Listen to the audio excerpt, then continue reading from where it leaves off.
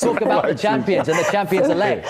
Yeah. Look, what more can we say about City? Because, and I know we've talked about how we get at them and how Chelsea get at them as a team, but they're going for their 12th consecutive win. I mean, it's actually, when you add up 11 wins on the trot, not a lot of goals for City, 32. They've had bigger runs than that in the past. Yes. Kevin De Bruyne back in the form that we know Kevin De Bruyne can be in, and back to the sort of shape and fitness that City fans want to see him in. Where are the holes in them? Where are they excelling as they go for this title? Well, the thing is that you have to look at people like Cancelo, all of the City team, and what Pepper's got, which is just fantastic, is you haven't got too many players that are underperforming. Everybody who plays in the team is doing an unbelievable job. And so it's so difficult to beat them. And the only weakness I think that City have is because, we have to speak about it, and they tried with Harry Kane, is a focal number 9, that when the games are like, for instance, like when I've watched them against Arsenal, and in the end they ran out winners, and because of the fact that they're so good, and you know what I mean, they're like a magnificent team, and Arsenal gave them the opportunity. If they had that focal number 9, who, when they're not quite happening, he scores the half chance, it brings City back to like, boom, okay, now let's see what you do, because then the other team then has to do more. Like, we're talking about Chelsea and what Chelsea are going to do. If City score first, Chelsea have to do something, they have to change. They can't play a game where they're going to say they're going to maybe play 5 at the back and try and break when City have already scored. Because when City score, you have to now do something to impress yourself upon City. I'm really interested in this, right? Because, and I can't remember who it was, but it was on a Match Day Live recently, and we were talking about this, and actually defenders, I've heard say that it's harder to not mark a striker when you play a team like City. I think it was James Collins, actually. He's been there and he's been up against these guys. And he said, look, if you see Aguero and he's pulling off, you go with him. Yes. But then when you've got 4 players loaded up, and you've got a Mahrez, and you've got a Sterling, and you've got a Silva and a De Bruyne, and they're all going forward. Embarrassment of riches. Yeah, in a way, and I see what you're saying about the striker. Yeah, but actually, the thing with that is, Will, I hear what you're saying, but the thing with that is that, like we've seen, that when that works, it's amazing. Like we saw with that Spanish team, 2012, the Spanish team. When it works and you've got all of them moving in unison, of course you don't know who to pick up. It's the games that it doesn't click. But the games when it doesn't click, where you think, you know something, if they could have just taken that half chance, everybody settles down, everything's calm, and then everybody could just ease into their game. What happens with City is that when that doesn't happen, other team gets impetus simply because they feel like it's not happening for them. If we could get something in this moment, you know when you see the games, Farah, when you think, if they could score in this moment, this is an important moment, it's 10 minutes, if they could score, that could really put a problem, give them a real problem. And some of the times, City, they don't score and the teams don't take advantage of it, and I thought that's what happened with Arsenal, even when Arsenal scored first. You've got to finish them off. You've got to finish them off. And this is what City... The only thing that's missing with City, like to go back to your question at the start, I think I'm digressing a little, is that clinical half chance, goal, bam, and then the rest of the City things just But if they get that, and we all know the man that we're kind of talking about, if they do get a Haaland, for example, let's just close down Stockley Park, close down the studio, let's go home, forget it. No, it's over. Business if Haaland comes, we've got loads of... He says he's the newspaper man, he's on the TV more than anyone. Talking about the paper.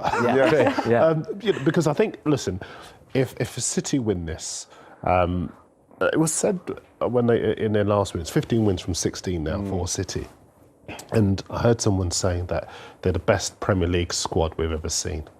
And straight away I was looking at Man United 09-10, Tevez, Rooney, Ronaldo, Vidic, Ferdinand, and that fabulous team. But did they have the squad? I'm not necessarily sure. Then I looked at Chelsea 05, the wonderful team, Carvalho, Terry, Makelele, you mentioned Drogba, good job. Again, great team.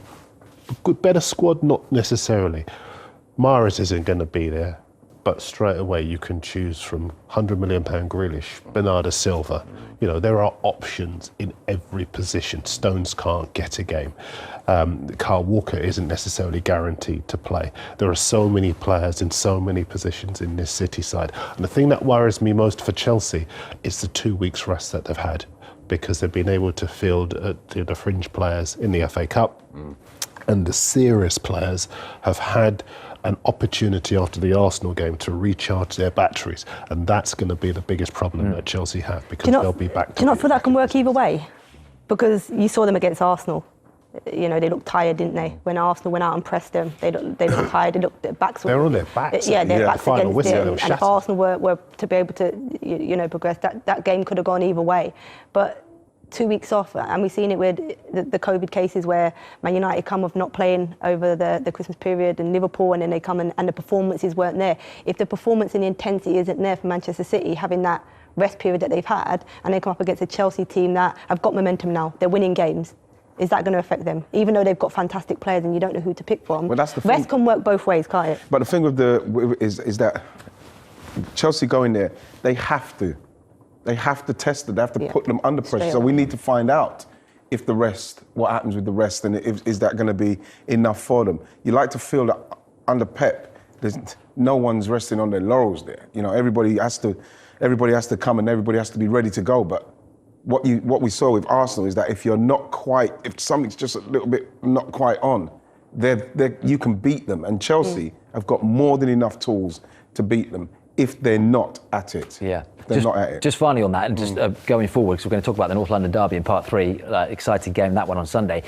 You kind of get the feeling, or do you, that, look, Pep Guardiola is not going to stay longer than the rest of his contract, which is, you know, in theory, one more season after this. And he is at peak Guardiola. City are at peak under him. Whereas Tuchel, I know he's won the Champions League, and we know the way that Abramovich works, so he might not be there longer. But, you know, with Klopp and Guardiola's future uncertain in terms of how long they stay, Chelsea could have that dominance, couldn't they? If they kept hold of Tuchel and they're still going in that progression, their time will come in terms of that Premier League title again. You talk Chelsea? Yeah.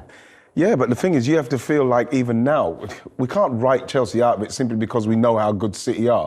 We look at City and it would be, you know, we've seen it down the years where teams have had unbelievable leads, unassailable, and you think it can't be caught, and they're caught. So I believe that Chelsea, even if whatever happens with Pep and Klopp, Chelsea are still doing what they do, and they've got a manager at the moment that, if there is one manager that they've got to say, I'm going to just go with this guy, it would be Thomas Tuchel. Give him a 5-year spell, for example. Yes, because I think that he's whatever they want, he probably will deliver. Can I just add to that? Because I think you started this chat by talking about that wonderful stat, 350 days, and since his first game in charge. Yeah, and he's got to all of these finals. This is a guy who gets, at the very least, to the end. And then it's really a case of luck, whatever. But he gets the job done. And I think as far as the Premier League is concerned, first of all, we are in a golden era in terms of a title challenge. The top team, City, Chelsea, Liverpool. If an ambitious big team wants to wake from their slumber, you've got another team in there as well. But the other thing about Tuchel is that he has a very young squad, and so they could absolutely fulfil their potential. But the third and the key thing is that Sunday is almost phase 1 of what could happen if there is going to be a challenge to City, because you've got the Manchester Derby still to come in the second half of the season. Liverpool plays City in April. He's keeping the title race alive. This is what we've got him on. I like to hear that. Everyone else at home is like, it's done. There is an opportunity for it to happen. And like you say, we've all watched enough football to know that, yes, teams have had big leads. They've looked terrific in January and December. But Sir Alex always said it's Easter. Easter is the time when you see what the picture looks like. And that's the most realistic picture in title terms. So I'm still quite optimistic that we could see something exciting in the second half. The ultimate charmer, isn't he? I love it. He's the Rafa I love it. I believe again. I believe world. through Darren. Darren's made me believe. Just look at him for 10 minutes and you're sold. You're done. Bang. Title race is on, everyone.